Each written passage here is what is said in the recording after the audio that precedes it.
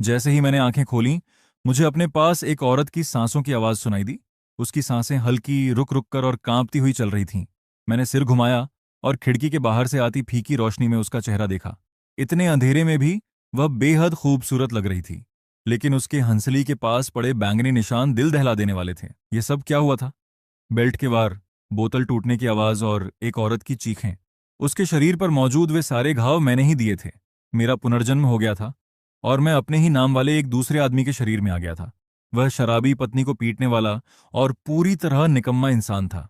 Man chain जुइशेंग, जो कभी 100 अरब yuan का कारोबारी दिग्गज था, अब इस टूटे हुए घर का मालिक बन चुका था। एक ऐसा सड़ा हुआ शराबी जो अपनी पत्नी को पीटता था। तुम जाग गए? क्या नींद नहीं आ रही? मैं तुम्हारे लिए थोड़ी चाय डाल देती हूँ। जरूरत नहीं है, तुम सो जाओ। मैंने अपनी आवाज को जितना हो सके उतना नरम रखा, लेकिन वह डरे हुए खरगोश की तरह सहम गई। नंगे पैरों से ठंडे सीमेंट के फर्श पर चलते हुए वह दरवाजे तक गई और अनजाने में पीछे मुड़कर देखने लगी। उसने मेरी तरफ नहीं, बल्कि कोने में सो रही अपनी बेटी चेन चेन की तरफ देखा। अपनी बेटी की ओर डाली गई उसकी उस नजर और उसकी आंखों में भरे भावों ने मेरे दिल को जैसे बेरहमी से जकड़ लिया।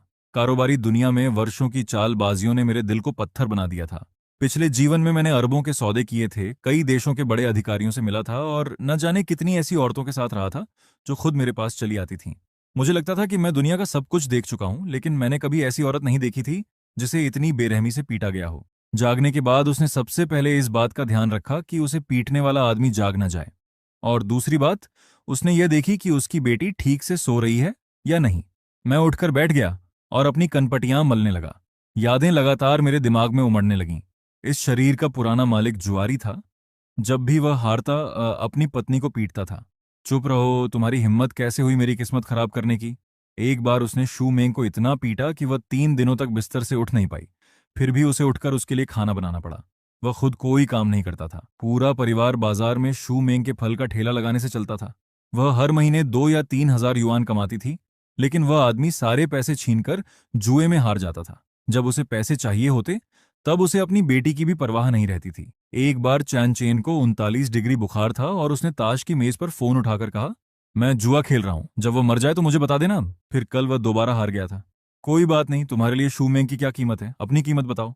शू मेंग की कितनी कीमत हो सकती है? क्यों नहीं हो सकती? वह खूबसूरत है। यकीन नहीं होता? कल आकर खुद देख लेना, मैं तुम्हें दिखा दूंगा। आज वे लोग माल देखने आने वाले थे। मैंने आंखें बंद की और गहरी सांस ली। तभी शूमेंग चाय का कप लेकर आई। इसी दौरान चेन चेन नींद में बेचैनी से सिसकने लगी। मैंने मच्छरदानी उठाई और चाय का कप ले लिया। अंदर आ जाओ, वरना मच्छर घुसकर बच्ची को काटेंगे। शूमेंग ने अविश्वास से मेरी तरफ देखा। उसे यकीन ही नहीं हो रहा था कि जो आदमी हमेशा उसे पीटता और गालियां देता था, वह ऐसी बात कह सकता है। वह चेन चेन को सुलाने के लिए बिस्तर पर आ गई और मेरी तरफ पीठ करके लेट गई। उसका शरीर हल्का सा तना हुआ था। घृणा और क्रोध की तेज लहर मेरे सिर तक चढ़ गई। उसके बाद मेरे में उससे भी अधिक तीखा और असहनीय दर्द उठा। जब वे बटन खोल रही थी, मैंने उसका हाथ पकड़ लिया। शू मेंग। मैंने पहली बार गंभीरता से उसका नाम लेते हुए उसकी आंखों में देखा। मेरी बात ध्यान से सुनो। अब तुम्हें यह सब करने की कोई जरूरत नहीं है। उसका पूरा शरीर बुरी तरह कांप उठा। मितली और गुस्से की एक तेज लहर मेरे सिर तक चढ़ गई। उसके तुरंत बाद मेरे दिल में उससे भी अधिक प्रचंड और चुभता हुआ दर्द उठा। जैसे ही वह बटन खोल रही थी, मैंने उसका हाथ पकड़ लिया। शू मेंग। मैंने पहली बार गंभीरता से उसका नाम लेते हुए उसकी आंखों में देखा। मेरी बात ध्यान से सुनो। अब तुम्हें यह सब करने की जरूरत नहीं है। उसका पूरा शरीर बुरी तरह कांप उठा। उसकी आंखें सदमे और उलझन से फैल गईं। उनमें एक ऐसी हल्की सी उम्मीद भी थी जिसे वह दिखाने की हिम्मत नहीं कर पा रही थी। सो जाओ, मैं तुम्हें और चेन चेन को एक अच्छी जिंदगी दूंगा। ये कहते समय मेरे दिमाग में आगे की योजना पूरी तरह साफ हो चुकी थी। जैसे ही सुबह हुई, मैं जाग गया। ये मेरी आदत नहीं थी, बल्कि सब कुछ तुरंत बदल देने की बेचैनी मेरे सीने में जल रही थी और मुझे सोने नहीं दे रही थी। शूमेंग बेहद हल्के कदमों से चेन चेन को नीचे उतार रही थी। मुझे जागा हुआ देखकर वह घबरा गई। माफ करना, मैंने उठकर बैठते हुए कहा। तुमने मुझे नहीं जगाया, मैं खुद ही जाग गया था। आज मैं चेन चेन को स्कूल छोड़ दूंगा और फिर तुम्हारे साथ ठेले पर चलूंगा। आजकल कारोबार अच्छा नहीं चल रहा है। मैं जानता था कि उसे लगा मैं फिर से पैसे मांगना चाहता हूं। डर अब उसकी आदत बन चुका था, लेकिन इस बार मैंने कोई सफाई नहीं दी। मैं उठकर रसोई में चला गया। फ्रिज में केवल कुछ अंडे और एक कटोरी बचा हुआ चावल था। उसकी खाली हालत देखकर दिल टूट रहा था। जब मैं सुनहरे और खुशबूदार अंडे वाले तले हुए चावल की 2 प्लेटें लेकर बाहर आया, तो शू मेंग और चेन चेन एक तरफ खड़ी मुझे ऐसे देख रही थीं जैसे कोई समझ से बाहर चमत्कार देख लिया हो। चेन चेन ने अपना छोटा सा चेहरा ऊपर उठाया और कहा, माँ पापा खाना बना सकते हैं। शू मेंग ने कोई जवाब नहीं दिया। वह केवल उलझे हुए भावों से मुझे देखती रही। बाजार शोर और अफरा तफरी से भरा था। मैं शू मेंग के फलों के ठेले के सामने खड़ा हल्का सा माथा सिकोड़ रहा था। ठेला बहुत साधारण था। उस पर केवल एक ही किस्म के सेब बेतरतीब ढंग से रखे थे और फटे हुए गत्ते पर टेढ़े मेढ़े अक्षरों में प्रति जिन 3.8 युआन लिखा था। बगल वाली सब्जी बेचने वाली चिल्लाई, अरे वाह, आज जोईशेंग मदद करने आया है। वह हर कुछ कदम पर पीछे मुड़कर देखते हुए चली गई। मैं नीचे बैठा उन पतली लाल प्लास्टिक की थैलियों में से एक उठाई और हाथ में उसका वजन महसूस किया। फिर मैंने आसपास तेजी से गुजरती भीड़ को देखा, जो हर ठेले को नजरअंदाज कर रही थी। मांग को तुरंत भड़काने की एक योजना मेरे दिमाग में साफ हो गई। मैंने फेंके हुए डिब्बे से सख्त गत्ते का एक टुकड़ा उठाया, जमीन पर पड़ा मार्कर लिया और उस पर 2 बड़ी पंक्तियां लिख दी। इसके बाद मैंने बिना झिझके 3.8 युआन वाला बोर्ड फाड़ दिया और नया बोर्ड सबसे दिखाई देने वाली जगह पर रख दिया। बगल वाली आंटी झुककर उसे देखने लगी और हैरानी से चिल्लाई, एक थैला 20 युआन, जितना चाहो खुद भरो। चान जुइशेंग, क्या शराब पीकर तुम्हारा दिमाग खराब हो गया है? इस तरह तो तुम्हारे कपड़े तक बिक जाएंगे। मैं धीरे धीरे खड़ा हुआ और मुस्कुराकर उनकी तरफ देखा। आंटी, हिसाब किताब केवल लागत के आधार पर नहीं किया जाता। मुझे सेब के इस एक थैले से मुनाफा नहीं चाहिए। मैं कम से कम समय में पूरा माल बेचकर नकदी का प्रवाह शुरू करना और इस ठप पड़े ठेले में दोबारा जान डालना चाहता हूँ। नए बोर्ड ने जल्दी ही अपना असर दिखाना शुरू कर दिया। एक अधेड़ आदमी पास आया। मालिक, क्या सच में 20 युआन में एक थैला मिलेगा और हम उसे खुद भर सकते हैं? सेब खट्टे तो नहीं है? मैंने सहजता से एक सेब उठाया, कुशलता से उसका एक टुकड़ा काटा और उसकी तरफ बढ़ा दिया। छक कर देखिए, मीठा है या नहीं, ये आप खुद बताइए। उसने सेब छका, बिना कुछ कहे एक थैला उठाया और पागलों की तरह उसमें सेब भरने लगा। उसने थैला लगभग फाड़ ही दिया था। मैं हंसा और बोला, जब तक आप थैला उठा सकते हैं सारे सेब आपके हैं। यह वाक्य जैसे किसी बांध का दरवाजा खोल गया।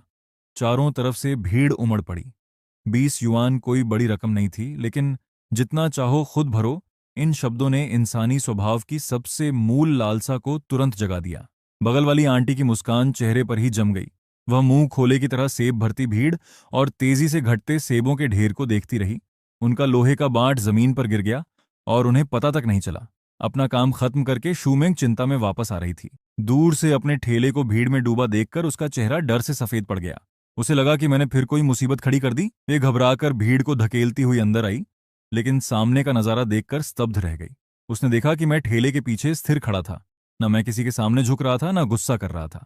बस शांत रहकर पैसे ले रहा था और थैलियां दे रहा था, जबकि आसपास के लोग पागलों की तरह सेब लूटने में लगे थे। वे सेब जो पहले पूरे दिन में मुश्किल से बिकते थे, उसकी आंखों के सामने गायब होते जा रहे थे। जब उसने एक थैला 20 युआन, जितना चाहो खुद भरो वाला बोर्ड देखा, तो उसका चेहरा सफेद पड़ गया। क्या तुम पागल हो गए हो? 20 युआन में जितना चाहें उतना भरेंगे तो हमारा सब कुछ डूब जाएगा। उन्हें जितना भरना है भरने दो, फिर भी हमें मुनाफा होगा। देखो, उन्हें लग रहा है कि उन्हें बहुत बड़ा फायदा मिल रहा है, इसलिए वे खुद दौड़कर हमें पैसे दे रहे हैं। वह स्तब्ध होकर लोगों की लंबी कतार देखने लगी। हमने कितना बेच लिया? लगभग 500 युआन का। 500?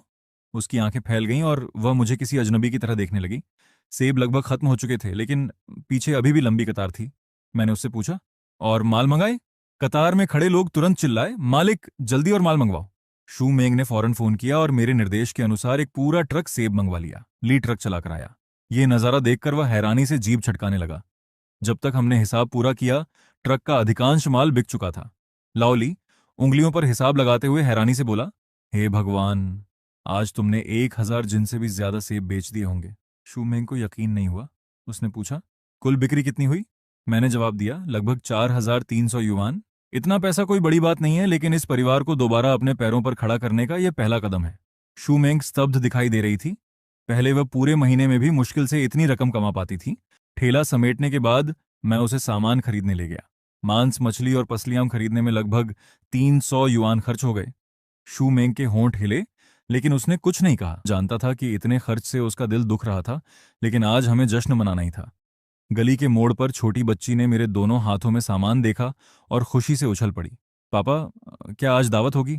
हाँ, खट्टी मीठी मछली और मसालेदार पसलियां बनेंगी। मैं नीचे झुका और उसके छोटे से चेहरे को प्यार से सहलाया। वाह, मैं पापा से सबसे ज्यादा प्यार करती हूँ। वह खुशी से मेरे चारों ओर कूदने लगी। शूमेंग हमें देख रही थी और उसकी आंखों की कठोरता धीरे धीरे नरम हो रही थी। एक समय इस घर में केवल खामोशी और डर हुआ करता था। अब आखिरकार उसमें थोड़ी गर्माहट आ गई थी। हम तीनों बातें करते और हंसते हुए घर की ओर चल पड़े। चैन चैन लगातार चहकती रही और शूमेंग के चेहरे पर हल्की मुस्कान थी। पुनर्जन्म के बाद मैं ठीक यही दृश्य चाहता था। जब हम मोड़ वाली किराने की दुकान के पास पहुंचे तो चेन चेन ने अचानक मेरी कमीज खींची। उसकी आंखें चमक रही थीं और वह दुकान में रखे कांच के मछली घर की तरफ इशारा कर रही थी। पापा, देखो, छोटी सुनहरी मछलियां कितनी लाल और सुंदर हैं। वे केवल कुछ युआन की साधारण सुनहरी मछलियां थीं, लेकिन चेन चेन की नज़र में वे अनमोल खजाना थीं। ठीक है पापा, तुम्हारे लिए कुछ मछलियां खरीदेंगे। शू मेंग ने पीछे मुड़कर कहा। मैं पहले जाकर सब्जियां धोती हूं, तुम दोनों जल्दी वापस आ जाना। वह सामान उठाकर लगभग 10 मीटर दूर मौजूद जर्जर इमारत की तरफ तेजी से चल पड़ी। मैं चेन चेन को गोद में लेकर किराने की दुकान पर सुनहरी मछलियां चुन रहा था। तभी मेरी नजर घर के दरवाजे के आसपास घूम रहे कुछ लोगों पर पड़ी। वे दरवाजा खोलने की कोशिश कर रही शूमेंग का रास्ता रोक रहे थे। मेरा दिल धक से रह गया। शूमेंग साफ तौर पर घबरा गई थी। उसने एक कदम पीछे लिया और सतर्कता से उन्हें देखने लगी। सुनहरे बालों वाला आदमी बदमाशी से मुस्कुराया और उसके पास झुक गया। भाभी, बस तुम्हें याद दिलाने आए हैं। तुम्हारा आदमी चेन जुइशेंग कल रात ताश में हार गया था।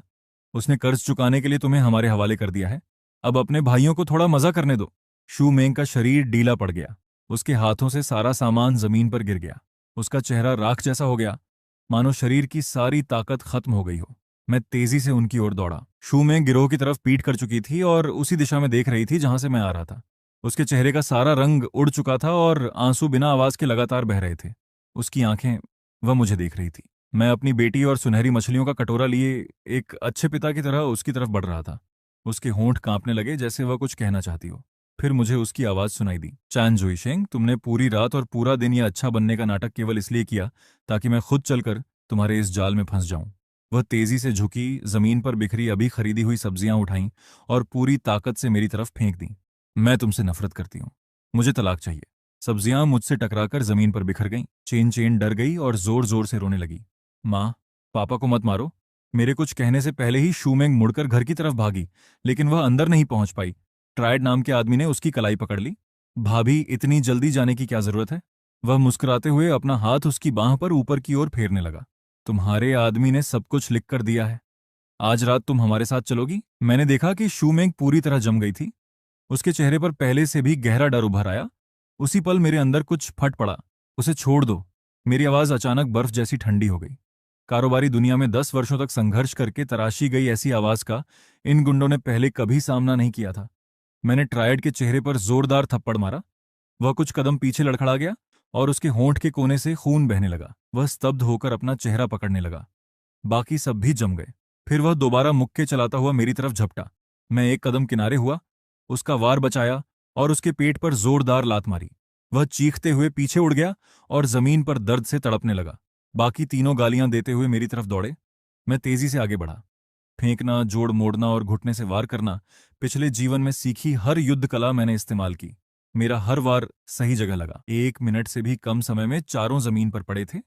मेरे पीछे चेन चेन अपनी छोटी मुट्ठी ऊपर उठाकर चिल्लाई, पापा, बुरे लोगों को मारो। वाह! शूमेंग ने कोई आवाज नहीं निकाली। मैं ट्राइड के पास गया, उसके सीने पर पैर रखा और नीचे देखते हुए कहा, ध्यान से सुनो, मैंने जुआ छोड़ दिया है। पुराने सारे हिसाब खत्म हो चुके हैं। फिर कभी मेरे परिवार के पास आए तो जब भी तुम्हें देखूंगा तुम्हें पीटूंगा, समझे? उसने फिर भी अकड़ दिखाने की कोशिश की। तुमने पैसे लिए हैं और वापस नहीं दे रहे, हम पुलिस बुलाएंगे। मैं हंसा। पुलिस बुलाओगे? क्या तुम्हें पता है कि बड़े पैमाने पर जुआ चलाने की सजा क्या होती है? क्या मैं तुम्हें बताऊं? मेरे फोन में सबूत मौजूद हैं। क्या तुम्हारी तरफ से मैं ही फोन कर दूं? उनके चेहरे तुरंत सफेद पड़ गए। माफ कर दीजिए भाई चेन, हमसे गलती हो गई, हम अभी चले जाते हैं। रुको, मैंने उन्हें वापस बुलाया। फिर अब भी कांप रही शूमेंग की तरफ देखकर कहा, मेरी पत्नी से माफी मांगो। उन लोगों के चेहरे उतर गए, लेकिन उन्होंने सिर झुका दिया। माफ कर दीजिए भाभी, अब यहां से निकलो। मैंने ट्रायड को ठोकर मारकर एक तरफ किया। वे घबराकर वहां से भाग गए। चारों तरफ खामोशी छा गई। मैं शूमेंग की तरफ मुड़ा। उसका चेहरा आंसुओं से भीगा था और शरीर अब भी कांप रहा था। उसकी आंखों में डर, संदेह और गहरा दर्द था। मेरे दिल में सुई चुभने जैसा दर्द उठा। मैं उसके पास गया, उसकी आंखों में देखा और एक एक शब्द पर जोर देते हुए गंभीरता से कहा, शू मैंग, पुराना चेन जुइशेंग एक घटिया इंसान था। उसने जो किया है उसके लिए 10,000 बार मरना भी कम होगा। मैं तुमसे ये उम्मीद नहीं करता कि तुम मुझे तुरंत माफ कर दोगी। बस मुझे एक और मौका दे दो। मैं अपनी जान की कसम खाता हूं, आज के बाद अगर मैंने तुम्हें और चेन चेन को जरा सा भी दुख पहुंचने दिया तो मेरी मौत बेहद भयानक हो। शूमेंग मुझे देखती रही और उसकी आंखों से बड़े बड़े आंसू बहते रहे। उसके होंठ हिले। आखिरकार वह रोते हुए चिल्लाई, चैन जोइशेंग, तुम कमीने हो, मैं दोबारा तुम पर विश्वास नहीं करूंगी। ये कहने के बाद वह चेन चेन को खींचकर घर के अंदर ले गई और जोर से दरवाजा बंद कर दिया। लेकिन उसने दोबारा तलाक की बात नहीं की। मेरे लिए इतना ही काफी था। मैं रसोई में गया और कुछ ही देर में खट्टी मीठी मछली और मसालेदार पसलियों की खुशबू पूरे घर में फैल गई। मैं खाने की प्लेटें लेकर शयन कक्ष के दरवाजे तक गया और दस्तक दी। खाना तैयार है। गुस्से में रहकर बच्ची को भूखा मत रखो, मैं बैठक में सो जाऊंगा। मैंने थाली नीचे रखी और मुड़कर जाने लगा। अंदर से चेन चैन की हल्की सी आवाज आई, माँ, कितनी अच्छी खुशबू आ रही है। थोड़ी देर बाद मुझे कटोरियों और खाने की छड़ियों की हल्की आवाज सुनाई दी। मैं सख्त सोफे पर लेटकर छत को देखने लगा। रास्ता लंबा था, लेकिन मंजिल की दिशा मुझे पहले कभी इतनी साफ दिखाई नहीं दी थी। मुझे उनकी रक्षा करनी थी और इस परिवार को सच में दोबारा खुशहाल बनाना था। शयनकक्ष का दरवाजा थोड़ा सा खुला। मैंने आंखें बंद कर लीं और सोने का नाटक करने लगा। कुछ सेकंड बाद दरवाजा धीरे से फिर बंद हो गया, लेकिन इस बार उसमें कुंडी नहीं लगी थी। मेरे होंठों पर हल्की मुस्कान आ गई। अगले कुछ दिनों तक मैं रोज शूमेंग के साथ ठेले पर गया। एक थैला 20 युआन, जितना चाहो खुद भरो, बाजार की पहचान बन गया। हर दिन 1,000 जिनसे ज्यादा सेब लगातार बिकने लगे। एक सप्ताह से भी कम समय में शूमेंग के खाते में 10,000 युआन बढ़ गए। रात को उसे अक्सर नींद नहीं आती थी। कुछ दिनों बाद बिक्री कम होने लगी। तब मेरे दिमाग में एक नया विचार आया। मैंने चेरी और ब्लूबेरी लाने का सुझाव दिया। उसने माथा सिकोड़कर कहा कि वह पहले भी इन्हें बेचने की कोशिश कर चुकी थी, लेकिन वे नहीं बिके। मगर इस बार तरीका अलग था। मैंने ठेले को 2 स्तरों में बांट दिया। नीचे वाले स्तर पर सेब और आड़ू 15 युआन प्रति जिन थे। ऊपर वाले स्तर पर चेरी और ब्लूबेरी 25 युआन प्रति जिन थीं। ग्राहक अपनी पसंद से कुछ भी चुन सकते थे। सारे फलों को धोकर काट कर डिब्बों में रखा गया था। केवल 1 युआन और देकर जितना चाहें दही ले सकते थे।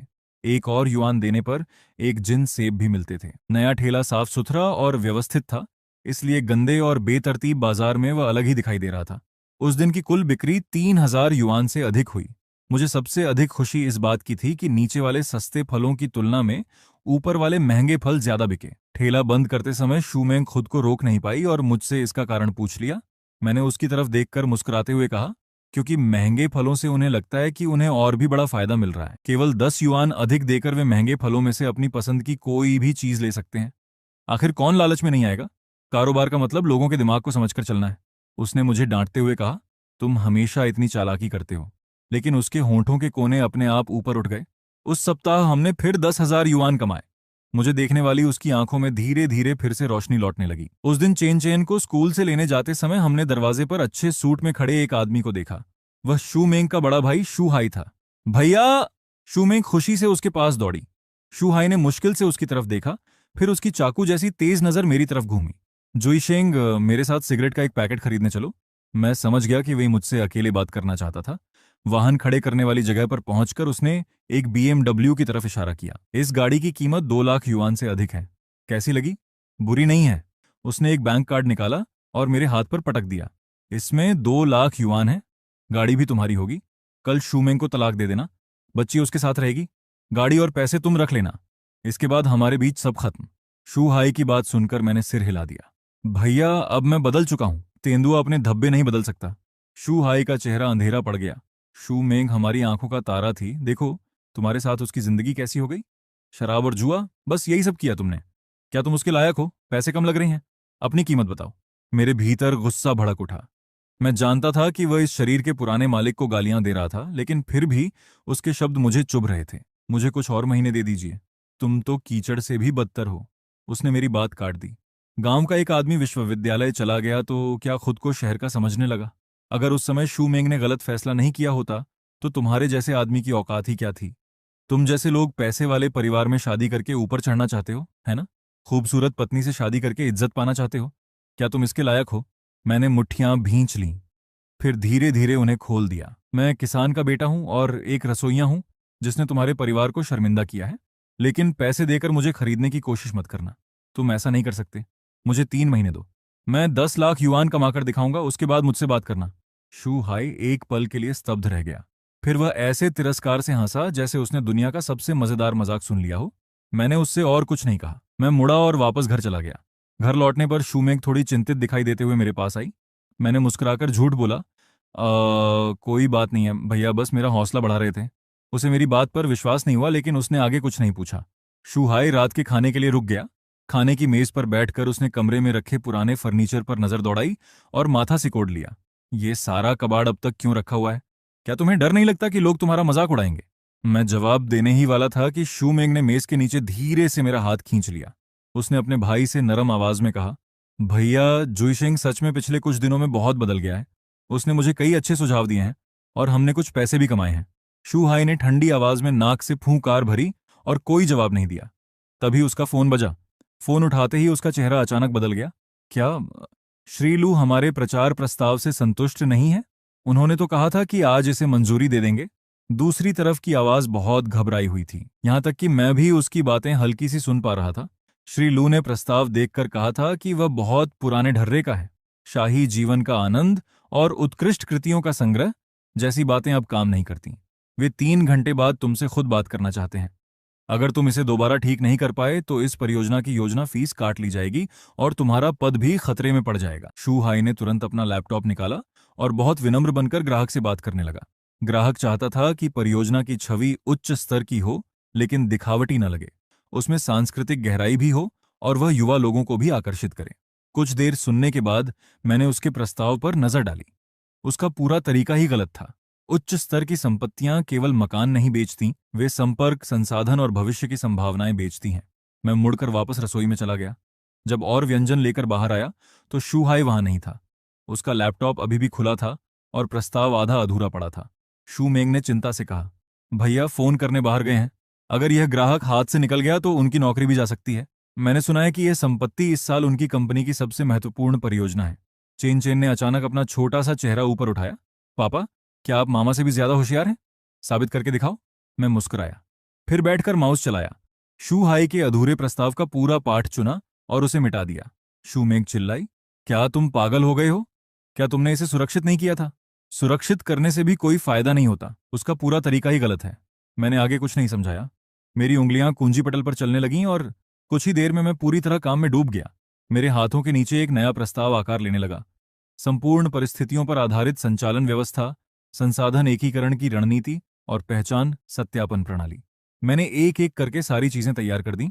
जब शू हाई वापस आया और उसने मुझे अपने कंप्यूटर पर बैठा देखा तो उसका गुस्सा पूरी तरह फट पड़ा। तुमसे किसने कहा था कि मेरे कंप्यूटर को हाथ लगाओ? वह तेजी से मेरी तरफ दौड़ा। शू मेंग ने तुरंत समझाने की कोशिश की, इसे संपत्ति के प्रचार के बारे में क्या पता है?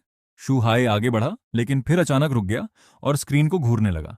उस पर बेहद व्यवस्थित ढंग से तैयार किया गया एक प्रचार प्रस्ताव दिखाई दे रहा था, लेकिन अगले ही पल उसकी आंखें फैल गईं।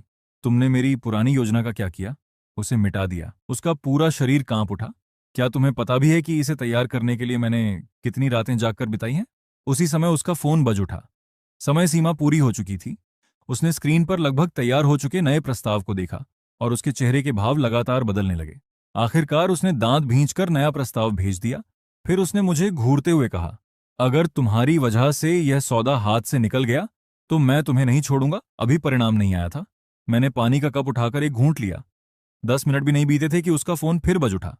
उसने फोन उठाया, कुछ देर दूसरी तरफ की बात सुनी और उसके होंठ हल्के से फड़कने लगे। फिर उसने फोन काट दिया। संगीत। उसने उलझे हुए भावों से मेरी तरफ देखा, अपना कंप्यूटर उठाया और बाहर की ओर चल पड़ा। मैं कंपनी जा रहा हूं, वापस आकर तुमसे निपटूंगा। मैं हल्का सा मुस्कुराया। मुझे पता था कि अब उसका सामना किस चीज से होने वाला है। उस प्रस्ताव में लिखी अवधारणाएं उसके स्तर के व्यक्ति की समझ से कहीं आगे थीं। जैसा मैंने सोचा था। कुछ ही देर बाद मेरा फोन बज उठा। फोन शू हाई का था। दूसरी तरफ उसकी आवाज में थोड़ी झिझक थी। चेन जोइशिंग, क्या तुम अभी मेरी कंपनी आ सकते हो? श्री लियू उस व्यक्ति से मिलने पर अड़े हैं जिसने यह प्रस्ताव लिखा है। मुझे पता भेज दो, मैं तुम्हें लेने के लिए चालक भेज देता हूं। कंपनी पहुंचकर मैंने सहायक के हाथ में मौजूद प्रस्ताव को संचालन वाले पन्ने पर पलट दिया। यह मेरी बनाई हुई पहचान सत्यापन प्रणाली है। सबसे पहले घर खरीदने वालों को मालिक समिति की मंजूरी लेनी होगी। केवल पैसा होना पर्याप्त नहीं होगा। यह भी देखा जाएगा कि वे अपने संपर्कों, कौशल या प्रभाव के माध्यम से समुदाय को क्या मूल्य दे सकते हैं। दूसरा, मेरा सुझाव है कि 30% मकानों को आरक्षित रखा जाए और उनमें देश के शीर्ष उद्योगपतियों, कलाकारों और विद्वानों को थोड़े समय के लिए रहने का निमंत्रण दिया जाए। इससे इस समुदाय की प्रतिष्ठा स्वाभाविक रूप से बढ़ेगी। तीसरा, हर महीने विशेष वर्ग संवाद आयोजित किए जाए जिनमें केवल संबंधित उद्योग के शीर्ष लोगों को बुलाया जाए। जो यहां मकान का मालिक नहीं होगा उसे इन कार्यक्रमों का टिकट तक नहीं मिल सकेगा। श्री लू की आंखें चमक उठीं। इस तरह मकान केवल एक वस्तु नहीं रहेगा बल्कि एक विशेष सदस्यता प्राप्त करने की योग्यता बन जाएगा। उन्होंने मुझसे कई और विस्तृत सवाल पूछे जिनका मैंने बिना रुके सहजता से जवाब दिया। आसपास बैठे कई वरिष्ठ योजनाकार बार बार सहमति में सिर हिलाने लगे। बहुत अच्छा। श्री लू खड़े हुए और ध्यान से मेरी तरफ देखने लगे। संगीत, हमारी कंपनी में प्रचार निदेशक का पद खाली है। वार्षिक वेतन 5 लाख युआन होगा। क्या तुम्हारी दिलचस्पी है? 5 लाख। मुझे महसूस हुआ कि शू हाई की सांस अटक गई थी। मैंने मुस्कुराकर सिर हिला दिया। मुझे अपनी पत्नी के ठेले में उसकी मदद करनी है। फिलहाल मैं पूरे समय की नौकरी करने के बारे में नहीं सोच रहा। श्री लू यह सुनकर स्तब्ध रह गए। मैंने आगे कहा, लेकिन अगर अनुमति हो तो मैं एक बात कहना चाहता हूँ। कहिए। आपने इस संपत्ति की कीमत बहुत कम रखी है। अचानक कमरे का माहौल तनावपूर्ण हो गया। शू हाई ने चुपके से मेरी बांह खींची। श्री लू ने आंखें सिकोड़ लीं। श्री चेन, तुम्हारे कहने का क्या मतलब है? बाजार की मौजूदा स्थिति को देखते हुए हमारी कीमत पहले से ही इस इलाके में सबसे अधिक है। मैंने कहा, अगर मैं गलत नहीं हूं तो आपने इसकी शुरुआती कीमत 85,000 युआन प्रति वर्ग मीटर रखने की योजना बनाई है ना? मेरा सुझाव है कि इसे बढ़ाकर 1,20,000 युआन से अधिक कर दिया जाए। बैठक कक्ष में चारों तरफ हैरानी भरी सांसों की आवाज गूंज उठी। कुछ लोगों ने पहले ही असहमति में सिर हिलाना शुरू कर दिया था। श्री लू ने गंभीरता से कहा, श्री चेन, तुम्हारे कहने का क्या मतलब है? बाजार की मौजूदा स्थिति को देखते हुए हमारी कीमत पहले से ही इस इलाके में सबसे अधिक है। मैंने कहा, अगर मैं गलत नहीं हूं तो आपने इसकी शुरुआती कीमत 85,000 युआन प्रति वर्ग मीटर रखने की योजना बनाई है ना? मेरा सुझाव है कि इसे बढ़ाकर 1,20,000 युआन से अधिक कर दिया जाए। बैठक कक्ष में चारों तरफ हैरानी भरी सांसों की आवाज गूंज उठी। चेन, शायद तुम बाजार की स्थिति को ठीक से नहीं समझते। इस इलाके में 90,000 युआन से अधिक की कीमत पर मकान बेचना बहुत मुश्किल है। फिलहाल यही वास्तविकता है। मैं खिड़की के पास गया और परियोजना के पूर्व में मौजूद खाली जमीन की तरफ इशारा किया। पहली बात, पिछले सप्ताह विकास और सुधार आयोग की बैठक के विवरण में पूर्वी नए शहर में रेल परिवहन तंत्र का विस्तार करने की बात लिखी गई थी। दूसरी बात, पिछले महीने निर्माण व्यवस्था की संगोष्ठी में नए महापौर ने नए विकास क्षेत्रों और मुख्य शहर के बीच यात्रा का समय कम करने पर विशेष जोर दिया था। तीसरी बात, योजना विभाग की वेबसाइट पर हाल ही में पूर्वी क्षेत्र के भूमि उपयोग मानचित्र को बदल दिया गया है। आपकी परियोजना के पूर्व में मौजूद जमीन को आरक्षित भूमि से बदलकर परिवहन सुविधा की भूमि कर दिया गया है। पूरा बैठक कक्ष शांत हो गया। सब लोग मुझे घूरने लगे। इन सभी जानकारियों को आपस में जोड़िए और नए महापौर की पिछली सेवा का विवरण देखिए। नानचेंग नए जिले में अपने पिछले पद पर रहते हुए उनका पहला बड़ा फैसला भूमिगत रेल के विस्तार का निर्माण आगे बढ़ाना था। मेरा अनुमान है कि 6 महीनों के भीतर भूमिगत रेल विस्तार की योजना घोषित कर दी जाएगी। उसका स्टेशन आपकी परियोजना के पूर्व में बनने की सबसे अधिक संभावना है। श्री लियू खड़े हो गए। तुम्हें इस बात का कितना यकीन है? मैंने शांत भाव से कहा, 70%। लेकिन संभावना केवल 50% भी हो तो यह दांव लगाने लायक है, क्योंकि खबर सामने आते ही यहां मकानों की कीमत 30% से अधिक बढ़ जाएगी। अभी कीमत बढ़ाकर 1,20,000 युआन करना महंगा लग सकता है, लेकिन 6 महीने बाद इसकी वास्तविक कीमत की तुलना में यह फिर भी कम होगी। इससे भी महत्वपूर्ण बात यह है कि भूमिगत रेल की खबर सामने आते ही आसपास की बड़ी संख्या में आम बाजार वाली आवासीय परियोजनाएं बिक्री के लिए आ जाएंगी। अगर आपने कीमत 85,000 युआन ही रखी तो आपके विशिष्ट समुदाय वाली पूरी पहचान खत्म हो जाएगी। धनवान लोग भूमिगत रेल से दफ्तर जाने वाले साधारण कर्मचारियों के पड़ोसी नहीं बनना चाहते। पूरा बैठक कक्ष बिल्कुल शांत था। श्री लियू पूरे 1 मिनट तक मुझे घूरते रहे। फिर उन्होंने अपना फोन उठाया। सचिव वांग, योजना विभाग के निदेशक लियू से संपर्क करो। पूर्वी नए शहर की भूमिगत रेल योजना के बारे में सावधानी से जानकारी प्राप्त करो।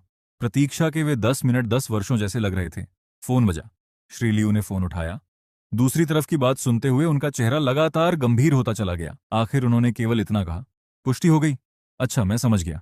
फोन काटकर उन्होंने मेरी तरफ देखा। मेरी कंपनी में काम करो, प्रचार विभाग के उपाध्यक्ष बन जाओ। वार्षिक वेतन 10 लाख युआन होगा। क्या तुम्हारी दिलचस्पी है? मैंने देखा कि शू हाई का चेहरा लाल हो गया और उसका पूरा शरीर अकड़ गया, लेकिन मैंने फिर भी सिर हिला दिया। मुझे पूरे समय की नौकरी में दिलचस्पी नहीं है। मैं अपने परिवार के साथ अधिक समय बिताना चाहता हूँ। श्री लियू कुछ देर तक मुझे देखते रहे, फिर बेबस होकर मुस्कुराए। हर व्यक्ति की अपनी प्राथमिकता होती है, लेकिन मैं फिर भी चाहता हूं कि तुम इस परियोजना से जुड़े रहो। अपनी फीस तुम खुद तय कर सकते हो। मैंने शू हाई की तरफ देखा। वास्तव में शू हाई की बुनियादी समझ बहुत मजबूत है। वह इस योजना की मुख्य अवधारणाओं को समझ चुका है। श्री लियू उसके साथ मिलकर यह काम कर सकते हैं। शू हाई स्तब्ध रह गया। उसने अविश्वास से भरी आंखों से मेरी तरफ देखा। श्री लियू ने कुछ देर सोचा और आखिरकार सिर हिला दिया। ठीक है, ये परियोजना मैं तुम दोनों को सौंपता हूँ। कंपनी से बाहर निकलते समय शू हाई अब भी सपने में दिखाई दे रहा था। उसने अचानक पूछा, तुमने साल के 10 लाख युआन ठुकरा दिए? क्या भूमिगत रेल वाली खबर का विश्लेषण सच में तुमने खुद किया था? मैंने कहा, सारी जानकारी सबके सामने मौजूद है। फलों के ठेले पर मेरी जरूरत है। वह कुछ सेकंड तक चुप रहा, फिर उसकी आवाज हल्की सी कांपने लगी। तुम जानते भी हो कि 10 लाख युआन का क्या मतलब होता है? मैंने 8 साल तक काम किया है और अब जाकर उसके आधे तक पहुंच पाया हूं। मैंने कहा, भैया अगर यह सौदा सफल हो गया तो आप कंपनी के नायक बन जाएंगे। इसके बाद आपके लिए आगे बढ़ने के बहुत सारे रास्ते खुल जाएंगे। मैं गाड़ी में बैठा और वहां से चला गया। पीछे देखने वाले शीशे में मैंने उसे वहीं खड़े होकर काफी देर तक मेरी जाती हुई गाड़ी को देखते पाया। रात के खाने के समय शू हाई फिर घर आया। मैंने शराब की जगह चाय का कप उठाया। भैया, मैंने अतीत में जितनी भी घटिया हरकतें की हैं उनके लिए मैं दिल से माफी मांगता हूँ। शू मेंग स्तब्ध रह गई और उसकी खाने की छड़ियां हवा में ही रुक गईं। मैं जानता था कि वह क्या सोच रही थी। वह यही सोच रही थी, पुराना चेन जोइशेंग कभी माफी नहीं मांगता था। वह केवल पहले से भी बुरा व्यवहार करता। शू हाई ने असहज होकर दूसरी ओर देखा। शू मेंग ने पहले उसे और फिर मुझे देखा। अचानक उसने पूछा, भैया, क्या आपने फिर उससे कुछ कहा है? मैंने मुस्कुराकर कहा, भैया बस मुझे ये याद दिला रहे थे कि मुझे जिम्मेदार बनना चाहिए। शू मेंग ने अपनी चॉपस्टिक नीचे रखी और गंभीरता से शू हाई की ओर देखा। भैया, मैंने उसे चुना है। ये मेरा रास्ता है। इसका फल चाहे कितना भी कड़वा क्यों ना हो, मैं उसे खुद निगल लूंगी। अगर आपको सच में मेरी चिंता है तो ऐसी बातें कहना बंद कर दीजिए जिनसे मेरे लिए सब कुछ और मुश्किल हो जाता है। रोशनी के नीचे उसकी आंखों में ऐसा दृढ़ निश्चय था जो अब कभी पीछे नहीं हटने वाला था। शू हाई ने अपना प्याला उठाया और एक ही घूंट में खाली कर दिया। उसने आह भरी, फिर कुछ नहीं कहा। जल्दी से खाना खत्म किया और चला गया। उसे बाहर छोड़ने के बाद मैं वापस मुड़ा। शू मेंग मुझे देख रही थी। आज तुम कुछ अलग लग रहे हो। अलग? कैसे? मैं समझा नहीं सकती।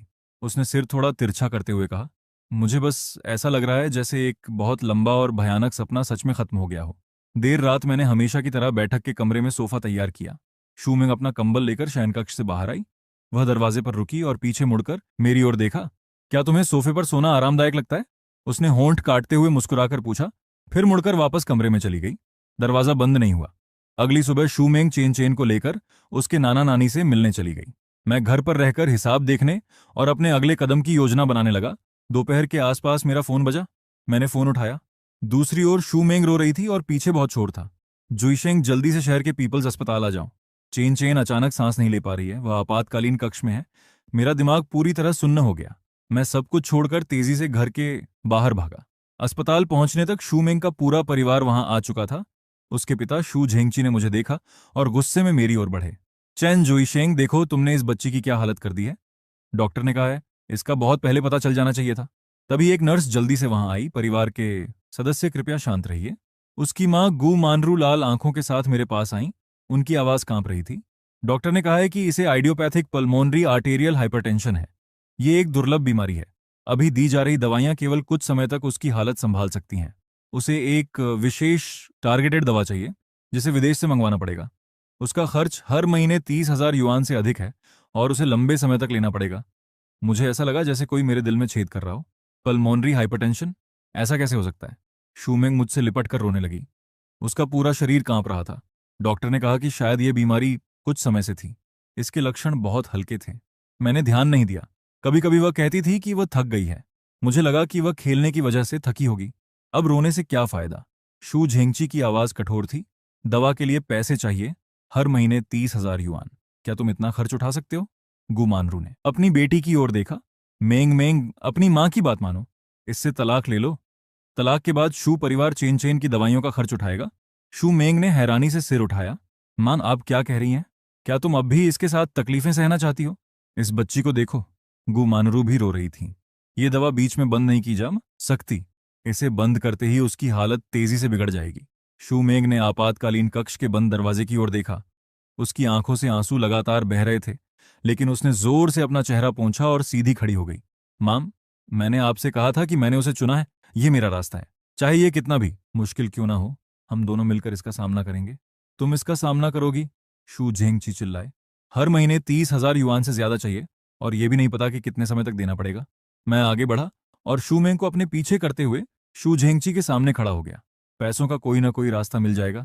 आपको इसकी चिंता करने की जरूरत नहीं है। रास्ता ढूंढ लोगे? तुम कौन सा रास्ता ढूंढ सकते हो? शू हाई भी खुद को बोलने से नहीं रोक पाया। श्रीलू ने तुम्हें साल के 10 लाख युआन देने की पेशकश की थी और तुमने उसे भी ठुकरा दिया। मेरे पास अपने तरीके हैं। मैंने उसकी बात बीच में काट दी। चेन चेन हमारी बेटी है, हम उसकी पूरी जिम्मेदारी उठाएंगे। शू झेंगची काफी देर तक मुझे घूरते रहे, फिर अचानक ठंडी हंसी हंसे। ठीक है, तुम्हारे अंदर बहुत स्वाभिमान है, अब इसे खुद ही संभालना। चलो यहां से। शू परिवार वहां से चला गया। शूमेंग मेरे कंधे पर सिर रखकर धीरे धीरे रो रही थी। उसका शरीर कांप रहा था। डरो मत, मैंने धीरे से उसकी पीठ थपथपाई। मैं तुम्हारे साथ हूं, लेकिन दवाइयों का खर्च। उसने आंसू भरी आंखों से मेरी ओर देखा। हर महीने 30,000 युआन। हमारे पास पैसा समस्या नहीं है, मैंने खिड़की के बाहर देखते हुए कहा। तुम चेन चैन का ध्यान रखो, बाकी सब मुझ पर छोड़ दो। भुगतान काउंटर पर खड़ा होकर मैंने अपने हाथ में मौजूद बैंक कार्ड को देखा। उसके अंदर वह पैसा था जिसे हमने सुबह से रात तक मेहनत करके एक एक पैसा जोड़कर बचाया था। लेकिन मैं जानता था कि अपनी बेटी का इलाज कराने के लिए यह पैसा बिल्कुल भी पर्याप्त नहीं था। अपने पिछले जीवन में मैंने शून्य से शुरुआत करके 100 अरब युआन का साम्राज्य खड़ा किया था। इस जीवन में अपने परिवार के लिए मुझे तुरंत इतना पैसा कमाना था जो उनके लिए पर्याप्त हो। अस्पताल के गलियारे में मैं अपनी यादों को तेजी से खंगालने लगा और जल्द पैसा कमाने का कोई तरीका खोजने लगा। वायदा कारोबार बहुत धीमा था। प्राचीन वस्तुओं का कारोबार बहुत गहरा और जोखिम भरा था। जुए के लिए सही संपर्क चाहिए थे। तभी मेरी यादों का एक बेहद धुंधला हिस्सा अचानक साफ हो गया। एक भूमिगत जुए की वेबसाइट पर मौजूद वर्चुअल घुड़दौड़ वाले हिस्से की इनाम अग्रिम वितरण प्रणाली में एक खामी थी। किसी व्यक्ति ने उस खामी का इस्तेमाल करके 3 दिनों के अंदर 20 लाख युआन से ज्यादा निकाल लिए। खातों का मिलान करते समय वेबसाइट को गड़बड़ी का पता चला था। इस खामी का सिद्धांत ज्यादा जटिल नहीं था, लेकिन दांव लगाने के लिए बिल्कुल सही समय और सटीक गणना जरूरी थी। किसी वर्चुअल दौड़ के आखिरी 30 सेकंड के दौरान वेबसाइट वास्तविक समय के भाव के आधार पर संभावित जीत की रकम को पहले ही उपलब्ध शेष राशि के रूप में दिखा देती थी। मुख्य बात यह थी कि उन आखिरी 30 सेकंड के अंदर अगर कोई उपयोगकर्ता उस वर्चुअल रकम से समाप्त होने वाली किसी दूसरी दौड़ पर नया दांव लगा देता, तो प्रणाली वास्तव में उस दांव को मान्य कर देती थी। सही क्रम का इस्तेमाल करके थोड़ी सी असली पूंजी से दर्जनों गुना वर्चुअल रकम प्राप्त की जा सकती थी और लगातार कई दांव लगाए जा सकते थे। सारी दौड़ें समाप्त होने के बाद अगर अंतिम दांव जीत जाता तो मिलने वाला मुनाफा असली होता। आसान शब्दों में यह किसी जुआ घर जैसा था, जहां तुम 100 युआन का दांव लगाते हो और संचालक तुम्हें जीतने के करीब देखकर 1,000 युआन के सिक्के आगे बढ़ाते हुए कहता है, ये रकम शायद तुम्हारी होने वाली है।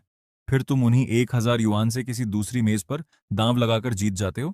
अब जुआ घर को वह रकम तुम्हें देनी ही पड़ेगी और मुझे इस खामी का इस्तेमाल करने का निश्चित समय, इसे सक्रिय करने की शर्तें और पकड़े जाने से बचने का तरीका मालूम था। Lucky horse racing. हर वर्चुअल दौड़ 3 मिनट की थी। मैंने गहरी सांस ली। पहला कदम, अपने आप तैयार किए गए अनजान नाम से नया खाता बनाना। दूसरा कदम, पैसे जमा करना। वेबसाइट कई अनजान और अलग अलग स्तर वाली तीसरे पक्ष की भुगतान सेवाओं का समर्थन करती थी। मैंने ऐसा तरीका चुना जिसमें छोटी छोटी रकम अलग अलग करके जमा करनी थी। 5 मिनट बाद शुरुआती 5,000 युआन खाते में पहुंच गए। खाते की शेष राशि 5,000 युआन थी। समय दोपहर के 2:40 था। पहली वर्चुअल घुड़दौड़ शुरू हुई। मैंने तीसरे नंबर के घोड़े पर 1,000 युआन का दांव लगाया। उसका भाव 2.5 था। जैसे जैसे दौड़ का प्रदर्शन आगे बढ़ा और 40 सेकंड बाकी रहे, तीसरे नंबर का घोड़ा 5वें स्थान से दूसरे स्थान पर पहुंच गया। तभी प्रणाली के पटल के निचले दाएं कोने में मेरी उपलब्ध शेष राशि अचानक चमकी और 4,000 से बढ़कर 5,500 हो गई। प्रणाली ने 1,000 युआन के दाम से होने वाला संभावित 1,500 युआन का मुनाफा पहले ही जोड़ दिया था, लेकिन मैंने कुछ नहीं किया। ये केवल सामान्य प्रदर्शन था, वह असली खामी अभी सक्रिय नहीं हुई थी। तीसरे नंबर का घोड़ा मामूली अंतर से जीत गया। असली निपटारे के बाद 1,500 युआन का मुनाफा हुआ। खाते की शेष राशि 6,500 युआन हो गई। दूसरी दौड़ दोपहर 2:45 पर शुरू हुई। मैंने पहले 2 स्थानों पर आने वाले घोड़ों का अनुमान लगाते हुए क्विनेला पर 2,000 युआन लगाए। भाव 3.2 था। जब 30 सेकंड बाकी थे, प्रणाली ने दोबारा संभावित जीत की रकम पहले ही जोड़ दी। मेरी शेष राशि 4,500 से बढ़कर 11,400 युआन हो गई। 4,500 जमा 2,000 गुणा 3.2 बराबर 11,400। अब असली खेल शुरू होना था। दौड़ में 25 सेकंड बाकी रहते ही मैंने तेजी से एक दूसरी वर्चुअल फुटबॉल प्रतियोगिता खोली, जो समाप्त होने वाली थी और जिसमें छोटे दाम लगते थे। मैंने पूरे 11,400 युआन इस बात पर लगा दिए कि आखिरी 5 मिनट में एक गोल होगा। भाव 1.8 था। प्रणाली ने जांच पूरी करके दांव स्वीकार कर लिया। दांव सफलतापूर्वक लग चुका था। इसका मतलब खामी सच में मौजूद थी। प्रणाली संभावित जीत की रकम को असली इस्तेमाल करने योग्य धन मान रही थी। मेरे दिल की धड़कन तेज होने लगी। घुड़दौड़ समाप्त हुई और क्विनेला जीत गया। मुनाफा 4,405 युआन हुआ। फुटबॉल प्रतियोगिता भी समाप्त हुई। 89वें मिनट में एक वर्चुअल खिलाड़ी ने लंबी दूरी से गोल कर दिया। उससे 20,520 युआन मिले। खाते की शेष राशि तुरंत 26,925 युआन हो गई। शुरुआती 5,000 युआन में से 3,000 युआन के असली दांव घटाकर फिर 4,405 और 20,520 जोड़ने पर कुल 26,925 युआन बने। 10 मिनट से भी कम समय में 5,000 युआन लगभग 27,000 हो गए। लेकिन मैं रुका नहीं। मैं जानता था कि इस खामी का लगातार इस्तेमाल किया जा सकता है। हर दौड़ के आखिरी 30 सेकंड का सही समय पकड़कर वर्चुअल पूंजी को तेजी से कई गुना बढ़ाया जा सकता था। दांव हार भी जाता तो केवल वर्चुअल मूलधन ही जाता। तीसरा दौर, फिर चौथा दौर। मेरे हाथ कीबोर्ड और माउस पर तेजी से चल रहे थे और मेरी आंखें एक साथ 3 अलग अलग उलटी गिनतियों पर टिकी थीं। हर कदम एक एक सेकंड के हिसाब से सटीक होना जरूरी था। दोपहर 3:21 पर मैंने अंतिम दौर की प्रक्रिया पूरी कर ली। पर्दे पर दिखाई दे रही खाते की अंतिम शेष राशि 7,26,800 युआन थी। मैंने केवल 5,000 युआन से 1 घंटे में 140 गुना से भी ज्यादा मुनाफा कमाया था। मैं कुर्सी पर पीछे झुक गया और पर्दे पर दिखाई दे रही रकम को घूरने लगा। मेरी हथेलियों पर पसीना था। मैंने पैसे निकालने का विकल्प दबाया। वेबसाइट पर संदेश आया, बड़ी रकम निकालने के लिए कर्मचारी द्वारा जांच आवश्यक है। रकम 2 घंटे के अंदर पहुंच जाएगी। मैंने इंटरनेट पर खोजे गए सारे पन्नों का इतिहास मिटाया और कंप्यूटर बंद करके वहां से निकल गया। इंटरनेट कैफे से बाहर आते ही सूरज की रोशनी थोड़ी तेज लगी। मैंने आंखों के सामने हाथ रखा और गहरी सांस ली। 7,26,000 युआन भी चेन चेन की बीमारी के लिए मुश्किल से पर्याप्त थे। उसे पूरी तरह ठीक कराने के लिए और ज्यादा पैसे चाहिए थे। लेकिन मैं जानता था कि जल्द ही कोई व्यक्ति खुद मुझे पैसे देने आने वाला था। अस्पताल के कमरे का दरवाजा खोलते ही मुझे नर्स की ठंडी आवाज सुनाई दी। मिस शू, प्रणाली में केवल 5,000 युआन जमा दिखाई दे रहे हैं। पूरी रकम आज ही जमा करनी होगी, नहीं तो जांच और दवाइयां शुरू नहीं की जा सकती। शू मेंग लगभग रोने लगी। ऐसा नहीं हो सकता। मेरे पति 1 घंटे पहले ही 10,000 युआन जमा करने गए थे। उसने मुझे अंदर आते देखा तो उसकी आवाज गले में अटक गई। पैसे कहाँ हैं? वे 10,000 युआन। मैंने केवल 5,000 युआन जमा किए हैं, मैंने उसकी आंखों में देखते हुए कहा। बाकी 5,000 युआन मैंने घोड़ों पर दांव लगाने में इस्तेमाल कर दिए। घोड़ों पर दांव लगाया? शूमेंग के चेहरे के भाव पूरी तरह टूट गए। वह ऐसे लड़खड़ाई जैसे उसके शरीर की सारी ताकत खत्म हो गई हो। चैन जुईशेंग, वह चैन चैन की जान बचाने का पैसा था, तुमने उसे जुए में लगा दिया। वह मुझ पर टूट पड़ी और दिल दहला देने वाली आवाज में रोते हुए अपनी मुट्ठियों से मेरी छाती पीटने लगी। क्या तुम इंसान भी हो? तुमने जो वादे किए थे उनका क्या हुआ? पास खड़ी नर्स ने मन ही मन सिर हिलाया और उसकी आंखें तिरस्कार से भर गईं। मैंने शू मेंग की कलाइयां पकड़ी और धीमी आवाज में कहा, पहले शांति से मेरी बात सुनो। मैंने उन 5,000 युआन से जीत हासिल की है। पैसे निकाले जा रहे हैं और 2 घंटे के अंदर आ जाएंगे। चेन चेन के इलाज का खर्च फिलहाल हल हो गया है। वह रुक गई और पूरी तरह निराश आंखों से मेरी ओर देखने लगी। तुम फिर से झूठ बोल रहे हो। तुमने दोबारा झूठ बोलना शुरू कर दिया है ना? उसने कांपती उंगली से मेरी ओर इशारा किया। तुम जानते हो कि मुझे तुम्हारा जुआ खेलना सबसे ज्यादा नापसंद है। और तुम्हारे किए हुए वादे?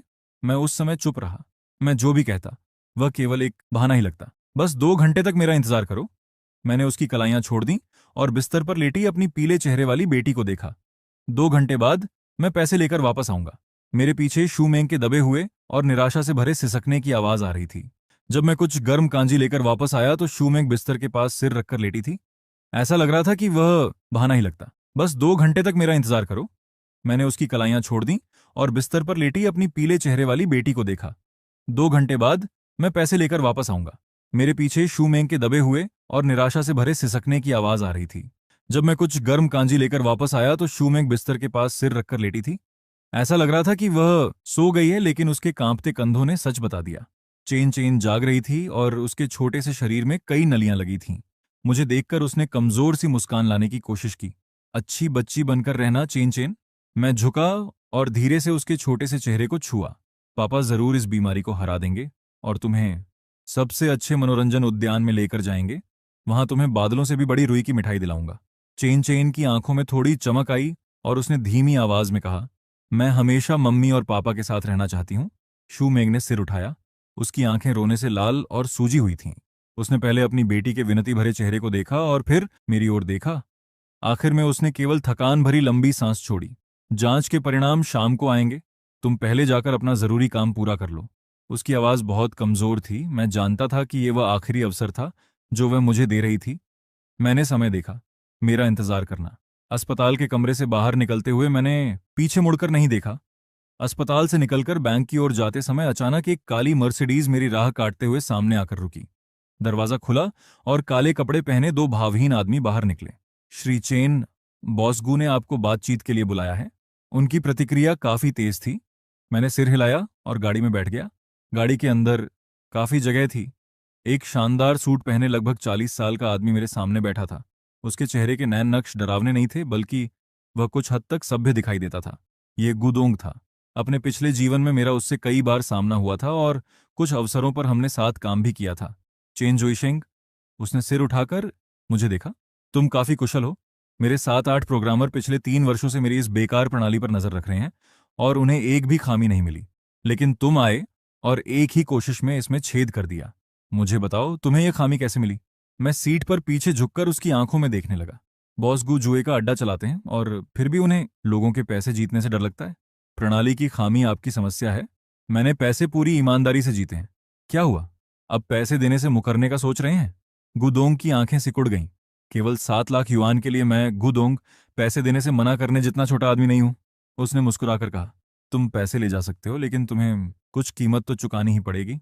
मैं जानता था कि वह मेरी पृष्ठभूमि का पता लगाने की कोशिश कर रहा था। पिछले जीवन में मैं उसे अच्छी तरह जानता था, लेकिन अभी मैं अपने सारे पत्ते नहीं खोल सकता था। मैं मुस्कुराया। ठीक है, मैं भी तुम्हारे पैसे मुफ्त में नहीं लूंगा। बदले में तुम्हें एक जानकारी दूं तो कैसा रहेगा? गुदोंग ने एक भौं ऊपर उठाई। बताओ, तुम्हारे पिता वृद्ध मास्टर गू के बारे में। गुदोंग के हाथ में मौजूद कलम रुक गई। क्या उन्हें पिछले कुछ समय से कभी कभी छाती में जकड़न और बाएं कंधे में सुन्नपन महसूस हो रहा है? मैंने शांत स्वर में कहना जारी रखा। मेरा सुझाव है कि तुरंत कोरोनरी सीटीएं करवाया जाए और बाईं एंटीरियर डिसेंडिंग धमनी की विशेष रूप से जांच की जाए। सामान्य जांच में बिना कैल्शियम वाली पट्टिका का पता नहीं चलेगा। गुदोंग की पुतलियां थोड़ी सिकुड़ गईं। उसने कुछ सेकंड तक मुझे देखा और फिर तुरंत किसी को फोन किया। डीन वांग, कृपया मेरे पिता के लिए तुरंत हृदय की जांच का इंतजाम कीजिए। कोरोनरी सीटीए, बाईं एंटीरियर डिसेंडिंग धमनी पर खास ध्यान देना। हाँ, अभी। गाड़ी के अंदर पूरी तरह सन्नाटा छा गया। 40 मिनट बाद फोन बजा। गुदोंग ने फोन उठाया और उसके चेहरे के भाव अचानक बदल गए। फोन रखने के बाद वह मुझे पूरी तरह अलग नजरों से देखने लगा। बाइंग एंटीरियर डिसेंडिंग धमनी में 85% से भी ज्यादा गंभीर संकुचन था। थोड़ी और देर हो जाती तो उनकी जान जा सकती थी। वह कुछ देर रुका। जुईशेंग, तुम आखिर हो कौन? इससे कोई फर्क नहीं पड़ता, मैंने उसकी आंखों में देखते हुए कहा। मुझे मेरे पैसे और मेरी सुरक्षा चाहिए। तुम्हारे पैसे तुरंत जारी कर दिए जाएंगे मेरे इलाके में। गुदोंग मुझे घूरते हुए बोला, कोई भी तुम्हें हाथ भी नहीं लगा सकता। लेकिन तुम्हारे जैसा व्यक्ति केवल 7 लाख युआन के लिए इतना बड़ा जोखिम नहीं उठाएगा। तुम कुछ और भी कहना चाहते हो, है ना? सच में तुम काफी समझदार हो। मेरे पास एक और जानकारी है, मैंने उसकी आंखों में देखते हुए कहा। यह उस महिला के बारे में है जिसे तुम पिछले 10 वर्षों से खोज रहे हो, और उसके साथ रहने वाली उस बच्ची के बारे में जिसके अस्तित्व के बारे में शायद तुम्हें पता भी नहीं है। गुदोंग तुरंत सीधा बैठ गया। उसके चेहरे की शालीनता गायब हो गई और उसकी जगह सदमे ने ले ली। तुमने क्या कहा? वह सोचेंग में रहती है। उसने एक माध्यमिक विद्यालय के अध्यापक से शादी कर ली है और शांत जीवन जी रही है, मैंने आवाज धीमी करते हुए कहा। उसकी एक बेटी है जिसकी उम्र 7 वर्ष है और उसका जन्मदिन 17 जून को आता है। गुदोंग का चेहरा पीला पड़ गया और उसकी उंगलियां हल्की सी कांपने लगीं। वह तारीख और वह उम्र सुनकर वह समझ गया कि मैं क्या चाहता था। उसकी आवाज भारी हो गई। अस्पताल के सारे साधनों का इंतजाम मैं कर दूंगा। गाड़ी का दरवाजा बंद हुआ और मर्सिडीज वहां से चली गई। मैं अस्पताल के प्रवेश द्वार पर खड़ा था। मेरे कार्ड में 57,20,000 युआन से ज्यादा थे। फिलहाल चेन चेन के इलाज के खर्च के लिए यह रकम पर्याप्त थी। मैंने अपना फोन कसकर पकड़ा और तेजी से अस्पताल के अंदर चला गया। मैं जितनी तेजी से हो सकता था कमरे की ओर भागा और दरवाजा खोल दिया। शू मेंग वहां नहीं थी। मेरे ससुर शू झेंगची बिस्तर के पास बैठे थे और उनका चेहरा बुझा हुआ था। तुम्हारी अपनी बेटी इतनी बीमार है और तुम हर जगह घूमते फिर रहे हो। मैंने उनकी बात को अनदेखा किया। बिस्तर के पास जाकर चेन चेन का माथा छुआ और धीरे से पूछा, मम्मी कहाँ है? कुछ जरूरी काम करने बाहर गई है, मुझे इसका ध्यान रखने के लिए कह गई। शू झेंगची ने ठंडी आवाज में कहा, तुम दोनों एक दूसरे से भी बदतर हो, कई घंटों से गायब हो। मेरा दिल तेजी से बैठने लगा। शू मेंग कभी भी चेन चेन को कई घंटों तक अकेला छोड़कर नहीं जाती। मैंने तुरंत उसके फोन पर कॉल किया। उसने फोन नहीं उठाया। शू झेंगची को भी महसूस हुआ कि कुछ गलत है। मेंग मेंग फोन क्यों नहीं उठा रही है? तभी बाहर गलियारे से सफाई कर्मचारी के गुस्से में बड़बड़ाने की आवाज आई। ये निर्दयी लोग फिर से शौचालय में किराए की कोख वाली संस्था के विज्ञापन चिपका गए। ये लोग किसी भी चीज से पैसा कमा सकते हैं। उसी पल मेरे दिमाग में एक भयानक विचार आया। शूमेंग ऐसा नहीं करेगी। नहीं, वह इतनी मूर्ख नहीं हो सकती। लेकिन अगले ही पल मुझे उसका आंसुओं से लाल और जिद से भरा चेहरा याद आया। वह ऐसा कर सकती थी। वह सच में ऐसा कर सकती थी। मैं मुड़ा और पूरी गति से कमरे से बाहर भागा। तुम कहाँ जा रहे हो? अस्पताल वाले अभी भी पैसे मांग रहे हैं, शू झेंगची ने पीछे से चिल्लाकर कहा। मैंने इलाज का सारा खर्च जमा कर दिया है। आप और नानी चेन चेन का ध्यान रखिए। मैं महिला शौचालय की ओर भागा और अंदर मौजूद महिलाओं की चीखों को अनदेखा करते हुए एक एक करके सारे दरवाजे खोलने लगा। तीसरे हिस्से की दीवार पर टेढ़े अक्षरों में एक फोन नंबर लिखा था। किराए की कोख के लिए अधिक भुगतान, 3 लाख युआन अग्रिम। मैंने तुरंत उस नंबर पर फोन किया। मुझे एक किराए की कोख वाली महिला चाहिए। मैंने अपनी आवाज धीमी रखते हुए ठंडे और कठोर स्वर में कहा। मुझे तुरंत एक बच्चा चाहिए, पैसे की चिंता मत करो। दूसरी ओर मौजूद महिला सावधान हो गई। महोदय, आपने गलत नंबर मिला दिया है। नाटक करना बंद करो। मैंने ठंडी हंसी हंसते हुए कहा। मेरी पत्नी बच्चे को जन्म नहीं देंगे सकती। मुझे एक लड़का चाहिए और लिंग चुनने की सुविधा होनी चाहिए। कुछ सेकंड तक सन्नाटा रहा। फिर महिला की आवाज अचानक गर्मजोशी और उत्साह से भर गई। बॉस, आपको तो काफी जानकारी है। हम ये कर सकते हैं, लेकिन कीमत। पैसे की चिंता मत करो। मैंने उसकी बात काट दी। लेकिन महिला मैं खुद चुनूंगा। उसे पहले किराए की कोख बनने का अनुभव नहीं होना चाहिए। बिल्कुल नहीं हो। उसने पहले कभी बच्चे को जन्म न दिया हो। जवान और स्वस्थ हो, साथ ही उसके जीन अच्छे हों। अभी ऐसी कोई महिला तैयार नहीं है। महिला ने माफी मांगते हुए कहा। बॉस, सच में हमारे पास अभी कोई उपलब्ध नहीं है। मुझसे झूठ मत बोलो। मैंने अपनी आवाज ऊंची की। तुम्हारे पास एक नई महिला है जो आज ही प्रारंभिक जांच के लिए आई है। क्या उसने अनुबंध पर हस्ताक्षर कर दिए हैं? महिला साफ तौर पर चौंक गई। आपको ये कैसे पता चला? मैंने ठंडे स्वर में कहा। मुझे पता भेजो, मैं अभी उसे देखने आ रहा हूं। अगर वह मुझे पसंद आई तो मैं दोगुने पैसे दूंगा। दोगुने? उसकी आवाज पूरी तरह बदल गई। बॉस, क्या आप सच कह रहे हैं? मैं जल्दी में हूं। 20 मिनट में पहुंच जाऊंगा। उस नई महिला को मेरे लिए रोक कर रखना। अगर उसने पहले ही अनुबंध पर हस्ताक्षर करके प्रक्रिया शुरू कर दी है तो रहने दो। नहीं, अभी कोई अनुबंध नहीं हुआ है, केवल शुरुआती जांच पूरी हुई है। बॉस, आप आ जाइए। हम आपका इंतजार करेंगे। मैंने फोन काटा और तेजी से अस्पताल से बाहर निकला। मैंने एक टैक्सी रोकी और चालक को पता बताया। उसी समय मैंने पुलिस को फोन किया और धीमी आवाज में पता बताते हुए वहां गैरकानूनी किराए की कोख का काम चलने की सूचना दी। 20 मिनट बाद मैं शहर की एक जर्जर बस्ती में खड़ा था। मुझे घरेलू सेवाओं का बोर्ड लगी एक पुरानी इमारत दिखाई दी और मैं सीधे तीसरी मंजिल पर चला गया। दरवाजा थोड़ा सा खुला। भारी श्रृंगार किए हुए एक अधेड़ उम्र की महिला ने मुझे ऊपर से नीचे तक देखा। क्या आप ही वह बॉस हैं? महिला कहाँ है? मैं सीधे अंदर चला गया। बैठक वाले हिस्से में वह महिला बनावटी मुस्कान के साथ मेरे पीछे पीछे आई। इस महिला की स्थिति काफी अच्छी है। इसकी उम्र 28 वर्ष है। यह प्राकृतिक तरीके से एक स्वस्थ बेटी को जन्म दे चुकी है। इसे तुरंत पैसों की जरूरत है, इसलिए कीमत पर आसानी से बातचीत हो जाएगी। उसने दरवाजा खोला। शूमेंग एक पुराने सोफे पर बैठी थी और अपने कपड़ों के कोनों को कसकर पकड़े हुए थी। मुझे अंदर आते देखकर उसकी आंखें सदमे से फैल गईं और उसका पूरा शरीर जम गया। यही वाली है। मैंने बिना कोई भाव दिखाए कहा और उसे ऐसे देखने लगा जैसे किसी सामान की जांच कर रहा हूं। खड़ी हो जाओ और घूम कर दिखाओ।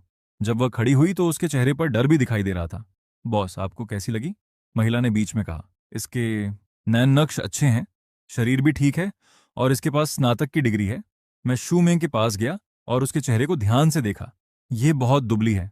क्या ये लड़के को जन्म दे सकती है? इसकी 100% गारंटी नहीं दे सकते, लेकिन हम जांच करके चुनाव कर सकते हैं। महिला ने जल्दी से समझाया। मुझे हर हाल में लड़का ही चाहिए। मैंने ठंडे स्वर में कहा। मैं ज्यादा पैसे दे सकता हूं, लेकिन अगर लड़की हुई तो पूरी जिम्मेदारी तुम्हारी होगी। बॉस, इसमें बहुत ज्यादा जोखिम है। जोखिम बड़ा है तो मुनाफा भी बड़ा होगा। मैं महिला की ओर मुड़ा। मुझे यही चाहिए। अपनी कीमत बताओ और अभी अनुबंध तैयार करो। मैं इसे अभी अपने साथ ले जा रहा हूं। बॉस, लेकिन प्रक्रिया। मैं जल्दी में हूं। मैंने अपनी जेब से बैंक कार्ड निकाला। पैसे की कोई समस्या नहीं है। मैं इसे अभी अपने साथ ले जाऊंगा। अधेड़ महिला की आंखें इधर उधर घूमने लगीं। बॉस, ये हमारी सामान्य प्रक्रिया नहीं है। अगर आप इसे लेकर चले गए और फिर तो किसी ऐसे व्यक्ति को बुलाओ जो निर्णय ले सके। मैंने उसे घूरते हुए कहा। या फिर तुम निर्णय नहीं ले सकती? महिला के चेहरे के भाव बदल गए। बॉस, एक क्षण प्रतीक्षा कीजिए। वह बाहर गई और दरवाजा बंद कर दिया। दरवाजा बंद होते ही शूमेंग तेजी से मेरे पास आई और मेरी बांह पकड़ ली। क्या तुम पागल हो गए हो? हमें अभी यहां से निकलना होगा। मैंने उसका हाथ कसकर पकड़ा। मुझ पर भरोसा करो। तभी दरवाजे के बाहर कदमों की आवाज सुनाई दी। दरवाजा खुला। वह अधेड़ महिला, दो भारी शरीर वाले पुरुषों और सूट पहने, सुनहरे किनारों वाला चश्मा लगाए एक अधेड़ व्यक्ति के साथ वापस आई। बॉस, ये हमारे महाप्रबंधक चेन है। महाप्रबंधक चैन ने मुझे ऊपर से नीचे तक देखा। मैंने सुना है कि बॉस किसी महिला को तुरंत अपने साथ ले जाना चाहते हैं। हाँ, अपनी कीमत बताओ। लड़के की गारंटी सहित पूरा खर्च 8 लाख युआन होगा। ठीक है, अभी 50,000 युआन अग्रिम दूंगा। रकम भेजने के बाद महिला को अपने साथ ले जाऊंगा। गर्भ की पुष्टि होने के बाद बाकी भुगतान कर दूंगा। महाप्रबंधक चेन मुस्कुराया। बॉस, यहाँ इस तरह काम नहीं होता। आपको अभी पूरी रकम देनी होगी। उसके बाद हम महिला को आपके बताए स्थान तक पहुंचा देंगे। उसने अपना चश्मा ऊपर करते हुए क्रूर मुस्कान के साथ कहा, वरना मुझे डर है कि आप यहां से बाहर नहीं जा पाएंगे। मैंने आंखें सिकोड़ लीं। मेरे पैसे लेना इतना आसान नहीं है। ये इस बात पर निर्भर करता है कि तुम में इस दरवाजे से बाहर निकलने की क्षमता है भी या नहीं। महाप्रबंधक चेन ने इशारा किया और दोनों भारी शरीर वाले आदमी मेरे करीब आने लगे। तभी नीचे से पुलिस की गाड़ियों की हल्की आवाज सुनाई दी। महाप्रबंधक चेन का चेहरा अचानक बदल गया। तुमने पुलिस को बुलाया है? मैंने किसी को नहीं बुलाया, लेकिन ऐसा लगता है कि तुम्हारा धंधा पूरी तरह साफ नहीं है। पुलिस की आवाज तेजी से करीब आने लगी और नीचे से चिल्लाने की आवाजें सुनाई दी। महाप्रबंधक चेन ने गाली दी, इसकी टांगें तोड़ दो और इसे पिछले दरवाजे से ले जाओ। दोनों भारी शरीर वाले आदमी बाईं और दाईं ओर से मुझ पर झपटे। मैंने शू मेंग को जोर से दीवार की ओर धकेला, एक कुर्सी उठाई और बाईं ओर वाले आदमी पर पूरी ताकत से दे मारी। कुर्सी उसके कंधे पर लगकर टूट गई। वह दर्द से कराहते हुए लड़खड़ाया, लेकिन दूसरे आदमी का मुक्का पहले ही मेरी कनपटी की ओर आ रहा था। मैं मुश्किल से बच पाया। उसका मुक्का मेरे गाल की हड्डी को छूता हुआ निकल गया और वहां तेज जलन होने लगी। इससे पहले कि मैं खुद को संभाल पाता, ठंडी धातु चमकी। उसने सच में स्प्रिंग वाला चाकू निकाल लिया था और उसे सीधे शूमेंग की ओर घोंप रहा था। उसकी चीख मेरे कानों में गूंज उठी। पलक झपकते ही मैं आगे कूदा और शूमेंग के सामने खड़ा हो गया। चाकू के मांस में घुसने की धीमी सी आवाज आई। उसी पल मेरे बाएं कंधे में असहनीय दर्द फूट पड़ा। पहले बर्फ जैसी ठंडक महसूस हुई और फिर तेज जलन। उस आदमी ने नहीं सोचा था कि मैं खुद चाकू के सामने आ जाऊंगा। वे एक क्षण के लिए जम गया। उसी पल मैंने अपने दाएं हाथ से चाकू पकड़े, उसके हाथ को पकड़ लिया और अपना माथा उसकी नाक पर दे मारा। हड्डी टूटने की आवाज उसकी चीख के साथ मिल गई। उसने चाकू का हथा छोड़ दिया और लड़खड़ाते हुए पीछे हटा। पुलिस, कोई नहीं हिलेगा, सभी जमीन पर लेट जाओ। उसी पल पुलिसकर्मी ऊपर पहुंच गए। मैं अपने खून बहते बाएं कंधे को दबाते हुए शूमेंग के सामने खड़ा रहा और अपना दायां हाथ ऊपर उठाया। अधिकारी, हम पीड़ित हैं। महाप्रबंधक चेन जमीन पर पड़ा था और अब भी छूटने की कोशिश कर रहा था, लेकिन पुलिस अधिकारियों ने उसे दबोच रखा था। एक युवा पुलिस अधिकारी ने मुझे खून से लथपथ देखा और तुरंत अपने संचार यंत्र में कहा, यहां एक व्यक्ति घायल है, तुरंत रोगी वाहन की जरूरत है। शूमेंग तेजी से मेरे पास आई। उसके हाथ कांप रहे थे और वह मेरे घाव के आसपास दबाव बनाने लगी। उसके चेहरे पर लगातार आंसू बह रहे थे। तुम्हारा इतना खून बह रहा है? मैंने दीवार का सहारा लिया और जबरदस्ती मुस्कुराते हुए अपने सही हाथ से धीरे से उसका चेहरा छुआ। कोई बात नहीं, बस मानसर का घाव है। जरूरी बात यह है कि तुम सुरक्षित हो। जब हम पुलिस थाने से बाहर निकले तब बाहर पूरी तरह अंधेरा हो चुका था। शूमेंग ने मेरी बांह कसकर पकड़ रखी थी। उसकी उंगलियां ठंडी थीं और हल्की हल्की कांप रही थीं। हम एक शांत जगह तक पहुंचे तो वह रुक गई। उसने आंसुओं से भीगे चेहरे के साथ मेरी ओर देखते हुए पूछा, तुम्हें कैसे पता चला कि मैं वहां थी? तुमने अकेले वहां आने की हिम्मत कैसे की? मैंने हाथ बढ़ाकर धीरे से उसके आंसू पोंछे। अस्पताल वापस पहुंचने पर नर्स ने मेरे घाव का इलाज किया। मेरे बाएं कंधे पर लगे चाकू के घाव में 1 दर्जन से ज्यादा टांके लगाने पड़े। डॉक्टर ने कहा कि अगर चाकू थोड़ा और गहरा जाता तो नसों को नुकसान पहुंच सकता था। पट्टी करवाने के बाद मैंने शूमेंग से कहा कि वह पहले चेन चेन को देखने के लिए कमरे में चली जाए। वह थोड़ी झिझकी, लेकिन इतने लंबे समय तक अपनी बेटी से दूर रहने के कारण वह चिंतित थी। आखिर में उसने सिर हिला दिया। मैं उपचार कक्ष की कुर्सी पर बैठकर अपनी सांसें सामान्य करने लगा। जैसे ही मैं उठने वाला था मेरा फोन बज गया। बैंक से संदेश आया था। गुदोंग ने एक और रकम भेजी थी और लिखा था कि यह चेन चेन के इलाज में सहायता के लिए है। मैंने रकम देखी, ये पर्याप्त थी। जब मैंने अस्पताल के कमरे का दरवाजा खोला तब शूहाई गलियारे के आखिर में फोन पर बात कर रहा था। मुझे देखते ही उसका चेहरा काला पड़ गया। उसने फोन काटा और मेरे पास आ गया। चेन जोइशेंग, उसने धीमी आवाज में पूछा, अभी दवाइयों के लिए जमा किए गए 5 लाख युआन कहां से आए? मैंने घोड़ों पर दांव लगाकर जीते हैं, मैंने कहा। वह कुछ सेकंड तक मुझे घूरता रहा और फिर ठंडी हंसी हंसकर बोला, चैन जोइशेंग, तुमने इतने वर्षों तक जुआ खेला लेकिन कभी एक पैसा घर लेकर नहीं आए। अब जब बच्ची इतनी बीमार है तो तुमने अचानक इतनी बड़ी रकम जीत ली। मैंने कोई उत्तर नहीं दिया। मुझे लगता है कि तुम श्रीलू से पैसे उधार मांगने गए थे। नौकरी ठुकराते समय तो बड़े स्वाभिमानी बनने का नाटक किया, लेकिन बाद में पैसे मांगने के लिए घुटनों के बल उनके पास पहुंच गए। वह मुड़ा और वहां से जाने लगा। मैं तुम्हें चेतावनी दे रहा हूं, 10 लाख युआन के इस